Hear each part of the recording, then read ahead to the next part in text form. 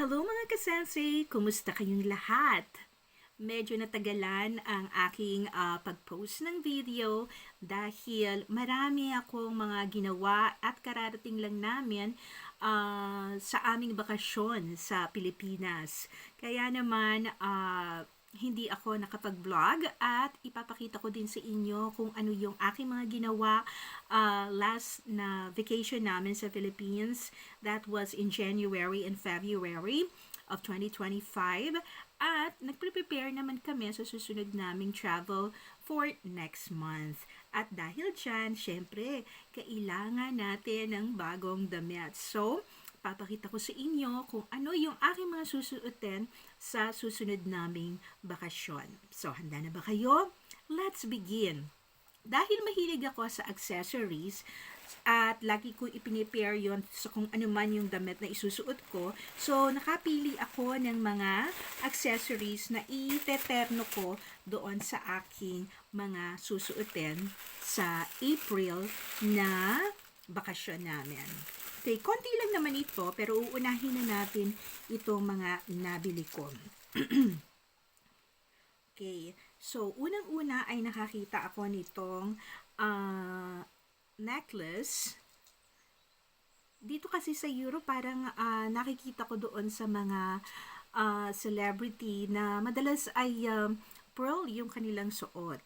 Ayan, so magsusuot tayo ng pearl. Ayan. So, simple lang naman ito at ile-layer natin, ano? So, hindi lang ito yung susuotin ko na necklace. So, usually, dito kasi yung mga celebrity ay nile-layer nila yung accessory. So, nakapili din ako nitong cute na necklace na iba naman yung design. Ayan. So, pag sasamahin ko ito dahil mas maikli itong gold dito sa pearl. So, ganyan. Ayan. So, naka-layer. Tapos, meron pa akong isang klase ng necklace na mas maikli naman dito. So, 3 layers yung gagawin ko. Yan. So, ang ganda kasi, ayan. So, yan yung magiging accessory ko sa isa sa mga damit na susuotin ko. Yan. So, dalawa lang yung necklace na binili ko. Yan. And then, of course, syempre hindi lang necklace. So, para makumpleto, kailangan meron ding earrings. Ayan. Mahilig ako doon sa malalaking earrings. Ayan. So, sobrang bigat nga. Talagang humaba na yung butas ng tenga ko. Ayan. Baka sa susunod, mapigtas na mahatin. But anyways, ito yung mga nabili ko. So, kung okay, natatandaan nyo, pinakita ko kanina yung pearl na necklace. So, bumili ako nitong pearl na earrings. So, ito yung ipapartner ko doon para matchy-matchy siya. Ayan. So, simple lang ito. Ayan lang. Ganyan. At doon sa mga iba ko naman susutin, ay nakakita ko ng mga unique na design katulad na lang nitong butterfly. So, ayan. Bumili ako nitong butterfly na earrings. And, meron kasi akong necklace na ribbon yung pinaka-pendant. So, nakita ko itong pa-ribbon na earrings. So, binili ko na rin. So, ito yung teterno ko doon sa aking necklace. Ayan, ribbon na shape. At, bumili rin ako ng ganito na klase ng earrings. Ayan. Ayan. So, mura lang naman ito. Kaya, ayan, bumili na ako ng 4 na klase. But, bago ko ito binili, marami na akong mga napamili na ibang klaseng earrings at naisuot ko na rin yun. Kaya, hindi ko na rin ipapakita kasi nasuot ko na. So, ito, yung mga accessories na ito ay bagong bili. Pero yung iba naman na nasuot ko na is last week lang yon. Kaya lang, marami kasi kami pinuntahan na lugar. Kaya, naisuot ko na rin yung mga nabili ko. So, Ngayon naman, after the accessories, ay papakita ko naman yung mga damit na pinamili namin. Okay? O pinamili ko.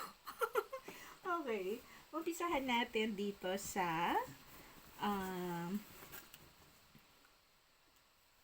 sweatshirt. Okay? Nagko-collecta kasi ako ng mga character shirts. So, eto naman, dahil malamig pa rin yung panahon dito, spring, kailangan pa rin na, lalo na sa umaga kapag aalis ka, kailangan ay meron ka pa rin pamprotekta sa lamig. Ayan. Pagka kasi bandang tanghali na, so maaraw na, okay na hindi ka naka-sweatshirt. Pero, para hindi ka magkasakit, kailangan naka-sweatshirt ka sa umaga.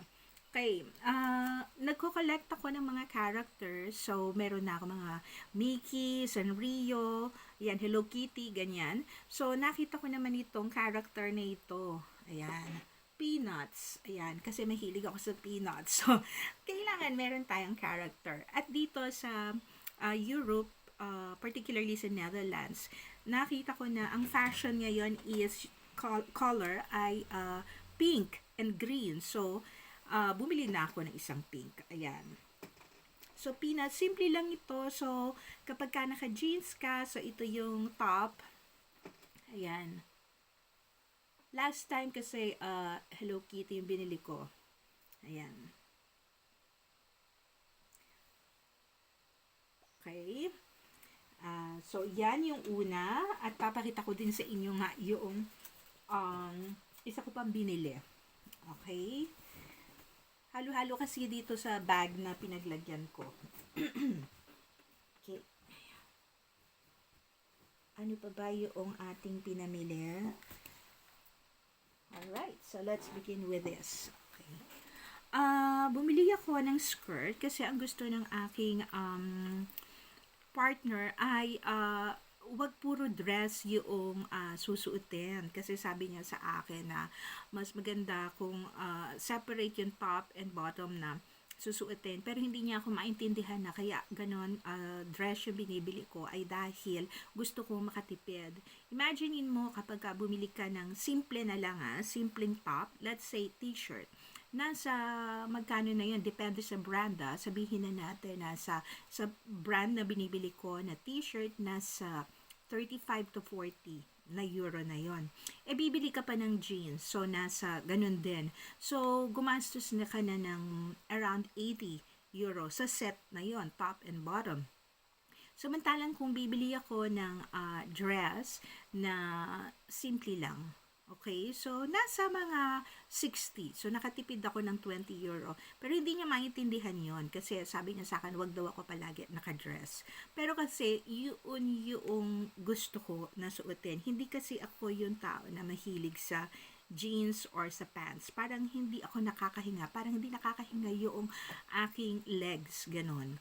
So, at nagkakaroon ng effect yun sa katawan ko. Kaya, mas relax yung katawan ko kapag nakadress ako.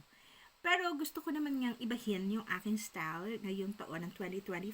So, pagbibigyan natin ang aking partner. So, ang binili ko ay itong skirt. Okay? At dahil ang mga Pilipino ay hindi ganong matangkad, ayoko namang putulin yung mga damit na binibili ko para mag-fit sa akin kasi binayaran yun, di ba? So, eto naman ang ginawa ko. Nakakita ako ng pleated na skirt. Ayan. Pangarap ko kasi magkaroon ng ganito na coat. Actually, yung ganito yung print or ganito yung design. Kaya lang, hindi ako lagi nakakaabot. Pag nakakita ako sa shop noon, laging sold out na. Para kasi ang ganda, kaya nasusold out kaagad. Kaya nung makita ko yung ganitong design ng skirt, hindi na ako nag-atubili. Binili ko na ito. Ayan. Ayan. Ang haba nito. Dahil yung mga Dutch, alam nyo, napakatatangkad talaga nila. So, yung skirt na ganito hanggang tuhod lang nila. Pero sa akin hanggang paa ko na. Ayun, ganon. So, mag-heels na lang ako para hindi ko na putulin. Ayan. Ang ganda nito, pleated. At Ang brand nito ay ito, Claudia Stratter. So, this is a Dutch brand. At ito yung price. Ayan, kung makikita ninyo. Ayan.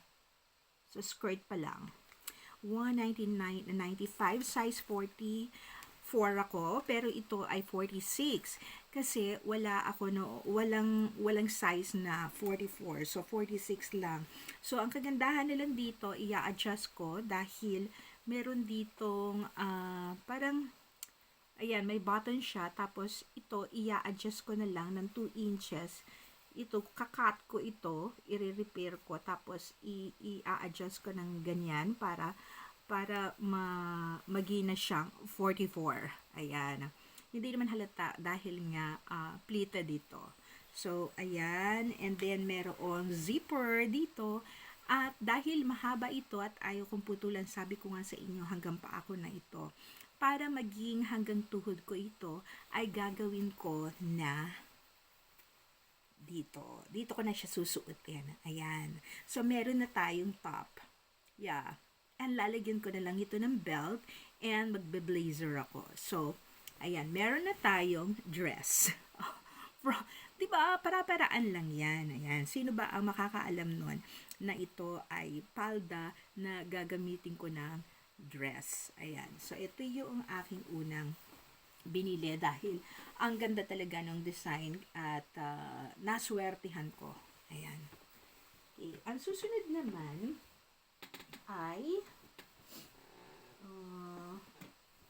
okay. Saan na ba? Pasensya na. Kaya nasa baba kasi. Ang susunod naman ipapakita ko dahil nga brown yon ano. So, magbe-brown tayo ngayon. Bumili din ako ng dalawang brown na top. Okay? So, ito ay mas darker kumpara dito sa isa. So, kita naman na magkaiba yung pagka-brown, ano? At ito ay magkaiba din sila ng disenyo. So, ganito naman, cross naman yung harapan. Ayan. Pang summer ito. Ayan, pang summer. So, ito yung mga gagamitin ko. Marami kasi akong blazer. So, gagamitan ko ito ng blazer kapag sinuot ko. Ayan.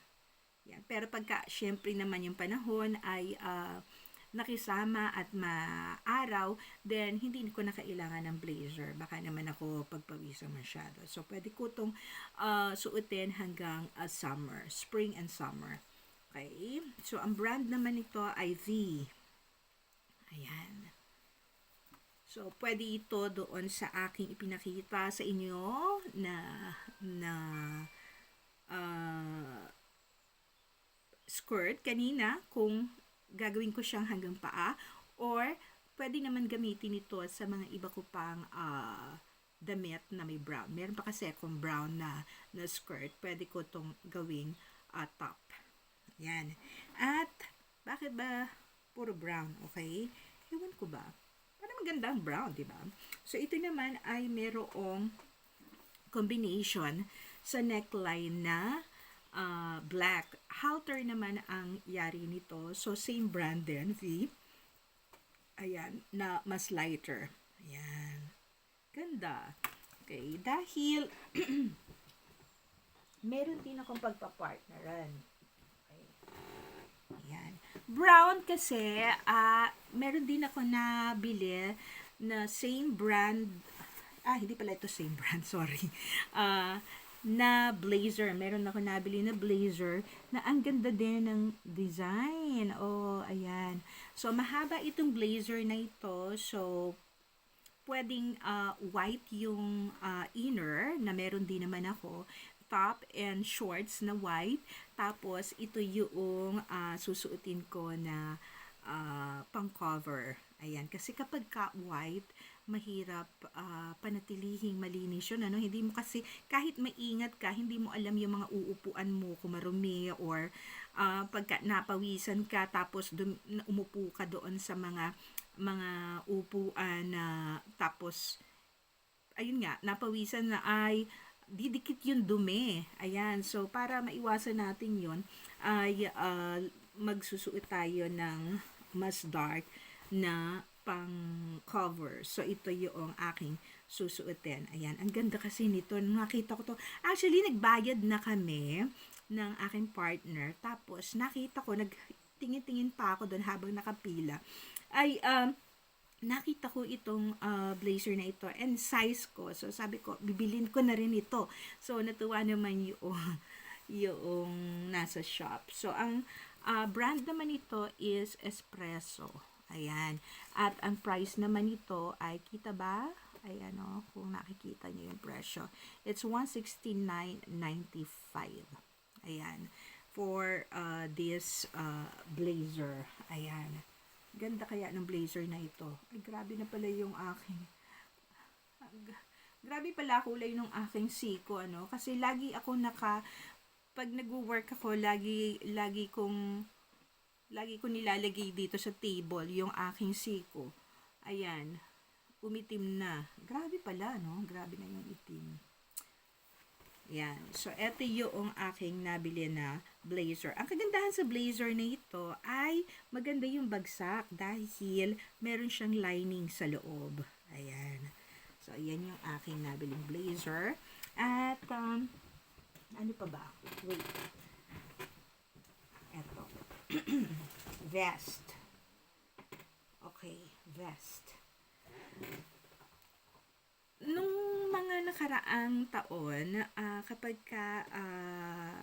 magi-spring, ay napapasyal ako sa H&M. And then, nakita ko doon maraming magandang vest. Kaya lang, sabi ko hindi ko nabibilin, baka magmura. So, kapag bumalik ako, wala na. So, ilang beses ng mga 2 years na ganun yung nangyayari. At sa ika-third year, sabi ko, ay, alam ko hindi na naman ako aabot dun sa mga magagandang vest sa H&M. So, nakita ko to dun sa shop na binilan ko nung mga items na pinakita ko ng una. So, binili ko na ito. Okay? So, gray ito na vest. Ayan. For spring. Sabi ko nga kung hindi ako blazer, so pwede rin itong vest na gamitin. So meron na akong naisip na idea kung paano ko susuotin itong vest na ito at pinili ko na. Okay, itong vest na ito. So ito naman yung price niya. Ayan, hindi nabibigyan justice yung liwanag. Okay, sabihin ko na lang. It's $79.95. Ang brand naman ito is Tresanti. Ayan. So, ito yung vest na susuotin ko. Ayan. Ang size naman nito, ano ba size nito? Large. So, large yung aking pinili. Pasensya na. Balik na natin nga ito doon sa okay. Sa mas malaking bag. At ang susunod naman ay ito ay binili ko online. Alright? So, nung nakapamili na ako sa shop, ay nagtingin-tingin din ako sa online kung ano yung mga gusto kong suotin sa susunod kong travel. At ito yung napili ko. Pull & Bear na brand na top. Okay. Grayish naman ito. Ayan, gray. Ayan. Ayan. Ang ganda kasi nung nung material niya. Hindi ko alam kung ano tawag sa material na ito. Nakasulat ba? Hindi naman nakasulat dito kung anong material nito. But sometimes, doon sa pinaka etiketa, ay nakikita doon kasi yung mga damit na mabibili mo dito sa Europe, laging merong mga ganitong nakadikit kasi yung mga tao dito, they use washing machine sa paglaba. Hindi katulad sa Pilipinas, hindi laging may label na nakalagay, di ba? So, dito laging merong ganito para alam mo kung paano ingatan or paano labhan yung mga damit. So, ito, pwede naman ito sa washing machine. Yeah, pwede ito sa washing machine. Pero ano nga bang material nito? Okay, polyester. Yan. Viscose. Yan. And, oh yeah, yun yung material. Polyester, viscose. So, ayan yung magandang bagsak. Maganda yung bagsak nito. Okay, so ito yung pwede kong gamiting top sa pants. Okay, at ang uh, pagkakaiba lang nito doon sa dalawang kaninang ipinakita ko na brown ay bukas ang likod nito. So, it's backless. Okay. So, hindi naman ako nag-backless. So, bakit ko ito pinili?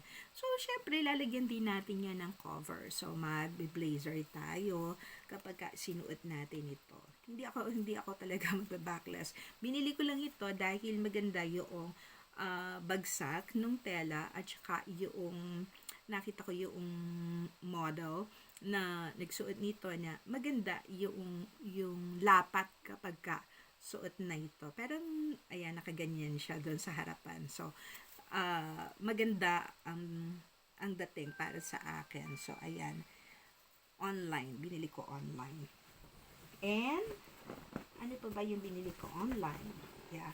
So, dahil dyan, bumili rin ako ng pants. Okay? So, yung pants naman ay Bershka. Okay? So, Pull&Bear yung pangitaas at ito yung ipapartner ko na magandang bagsak at ang lambot nitong pants na ito na sabi ko nga pang office ito eh. So, ayan. So, may buttons, may zipper, at wide leg. Yun yung uso kasi dito, wide leg, ano. At saka, hindi rin ako mahilig dun sa mga hapit-hapit dahil nga sabi ko ay parang feeling ko na hindi nakakahinga, parang hindi nakakadalo yung mga dugo ko sa binti. So, kailangan wide leg. Tapos, kailangan maganda ang shoes, ano. So, alam mo naman may maganda akong shoes. So, ayan yung aking wide leg na mahaba. So, ang gagawin ko dito ay itutupi ko na lang. Hindi ko puputulan. Itutupi ko lang ito paloob. Tapos, lalagyan ko ng glue na pang textile. Yan. So, hindi ko gugluhan yung buo. Yung mga gilid lang, lagyan ko ng glue. Para kung tumangkad pa ako sa future, ay tatanggalin ko na lang yung glue at i-adjust ko. Ayan. Hindi na ako magpuputol-putol at hindi ko rin ito dadalian doon sa mga nag-a-alter kasi 5 years ago, yung bayad sa nag-a-alter, gupitin lang nila tapos tutupi. Mga 10 euro na. So, syempre, 5 years na, no? Nakalaan. Baka ngayon, mga 20 euro na, hindi ko alam. Pero, kung puputulin din naman, kaya ko din naman yung gawin. Kaya lang, tinatamad na ako na magputol. So, lalagyan ko na lang ng glue. Ayan. Yung glue for textile yon. Okay? So, ayan yung aking binili. At dito, ipapartner ko itong binili ko sa Pull&Bear. Ayan. Yan. So, at bibili pa ako ng mga iba pang kulay ng pants from Bershka kasi nagustuhan ko. Isa muna yung binili ko dahil gusto ko tingnan kung maganda ba yung material. And well, satisfied ako dito sa material at sa bagsak ng pants na ito. So, gusto ko. Bibili pa ako ng ibang kulay. Hindi lang yung puti. Kasi syempre, dumihin nga yung puti. At hindi pa rin natin maiiwasan na bumili ng dress. So, syempre, kahit na sabihin ko na this year ay iiba na ako ng style na top and bottom. So, still, meron pa rin akong binili. Isa lang naman. Isa pa rin dress na ka-brand noong aking ipinakitang brown long skirt. A long brown skirt. Sorry. At same brand dito ng Claudia Stratter. So, ayan uli yung presyo niya, no? So, 169.95. So, eto naman yung itsura ng print ng aking long sleeve na dress. Ayan. So, ang haba nito hanggang paa ko pa rin. So, titingnan natin kung ano yung magandang sapatos na pwedeng i-partner dito. At ito yung susuotin natin sa susunod na travel. Okay. So, kakaiba naman yung disenyo kasi kapag nagdo-dress ako, it's more on flower design. Hindi ko talaga maiwasan kasi magaganda talaga kapag may flower, ano, parang yung kasi yung pag spring, maraming bulaklak. So, gusto ko, ganun talaga yung suot ko. Pero ibahin ko na ngayon. So, ito naman yung mga parang wave naman yung disenyo. At green, black, and white naman. So, long sleeve ito na mahaba. So, yan yung mga napamili ko. Okay? At, syempre, may nakita din ako online na magagandang pangloob. Ano ba yung pangloob natin yung sinusuot? Yan. So, underwear. Okay, so bumili din ako ng underwear. At nagandahan ako sa mga disenyo nitong underwear. Sandali lang at ilalagay natin, pabalik uli natin doon sa ating lalagyan, ating bag. Pagkalaki-laki kasi nitong bag na ito, itong mga napamili ko. Okay? Yan, sandali lang. Sorry, meron pa pala akong ipapakita sa inyo dahil nga pinakita ko yung green na dress, ano. So, syempre ay hindi mawawala ang green bag. Okay? So, iyan din yung isa sa mga weakness ko, ang bumili ng bag. So, marami na tayong mga bags. But, gusto ko naman ay may ka-partner din yun. So, eto na yung aking bag na binili. Okay? So, anong brand itong binili kong bag? This is from the brand Nike. Okay? So, itong Nike ay isang popular brand dito sa Netherlands. Okay? So, ayan. Alright. Hindi makita yung price, ano? Okay, so this is 115 euro. Hindi naman ganun kamahal. So, shoulder bag ito. Ayan. Natawa lang ako, ano, kasi nung dumating na itong shoulder bag na ito, hindi ko alam buksan. So, nung sabi ko, naku, paano kaya ito pag hindi ko nabuksan? Paano ko magagamit? So, i-display ko na lang. So, syempre, kailangan try ko kung paano talaga mabuksan ito. Until, nalaman ko na ganito pala siya. Ayan. So, wala kasi itong mga buckle or buttons or yung zipper kung saan bubuksan. Ano pala to, yung may magnet, itong side na ito, tapos dito sa side na kabila ay nagdidikit siya. Ayan, ganyan. Ayan, so parang clutch bag. Ayan, so ayan. So, ganun pala yung yari. So, malambot ito. Ayan. At kasya lang dito ang konting gamit, ano? Siguro cellphone and lipstick. Ayan. Cellphone, lipstick, at saka alcohol. Ayan. Meron naman siyang may pocket ba? Tingnan natin. May pocket sa loob. Wala siyang pocket. Wala siyang anything doon sa loob. Ayan. So, ganun lang. Phone lang and tissue siguro. Pwedeng ilaman dito. Ayan. So, worth it ba na bilhin? 115 for yun lang ang pwedeng ilaman. But, ito kasi yung ipapartner ko doon sa dress na ipinakita ko kanina na green. And then, the last one ay, sabi ko nga sa inyo, ay bumili din ako ng underwear. So, nakita ko ito at ganda-ganda kasi ko doon sa mangyari ng underwear. So, wala pa akong ganitong design tsaka ganitong kulay. So, bumili ako ng, yan, ng underwear. Yan, ganda ng design, ano. So, ito kasi kapag kunwari, medyo malalim yung damit, pwedeng ganito yung suotin para makover yung bandang taas. Ayan. medyo rectangle kasi yung malapad yung harap. So, ayan yung aking pwedeng suotin. Yan. Kaya lang, ang problema kasi, itong mga bra na nabili ko ay may mga wire. So, hindi kasi maganda para sa akin na naka-wire. But, kung hindi naman araw-araw na ganito yung suot na may wire, okay lang din. Okay, so, binili ko na ito. At saka nagandahan kasi din ako doon sa kulay. Ayan, so ito, yung isa.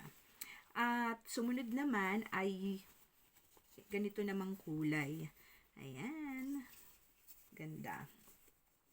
Okay, malaki kasi ang ating hinaharap. Kaya ayan. So, may wire din ito. Pero nagandahan din kasi ako dito sa pinaka-disenyo. So kahit na nga ganito na lang yung suot and then blazer, okay lang din kasi hindi malaswa yung yari nung bra. Ayan. So ito yung ganitong kulay at yung sumunod naman na kulay ay black. Siyempre kailangan natin na may black, but ang strap naman ito ay mayroong ganito o may pa-bling-bling pa. Ayan. So, ganyan naman ang disenyo. Ayan. So, merong wire din ito. So, tatlo yung may wire. So, yung brown, blue, at saka itong black. Ayan. Pero maganda. Maganda din ito. At yung huli naman, ito talaga yung pinaka gusto ko. So, ito ay walang wire. Yan. So, masayang-masaya ako dito. Kaya ako rin to pinili kasi wala itong wire. At nakita ko na mayroon akong size. So, binili ko na. So, ganyan. Medyo malalim ito. Pero, maganda kung magbe-blazer lang ako. Kasi, ay makukover. At saka, sabi ko nga, hindi malaswa. Kasi, merong design dito na kung naka-blazer ka, ay ito yung makikita. So, maganda yung pinaka-disenyo. Ayan. So, ito yung mga binili ko na undergarment at saka yung bag and clothes and also yung aking accessory. So, anyway, so eto lang yung mga napamili ko at ito yung mga susuotin ko sa aking pagbiyahe sa susunod na buwan sa April. Okay? Kung saan, abangan na lang ninyo or makikita nyo na lang yung ating mga short videos at malalaman nyo kung saan ako nagpunta. So, thank you so much for today and sana ay safe kayong lahat. Bye-bye!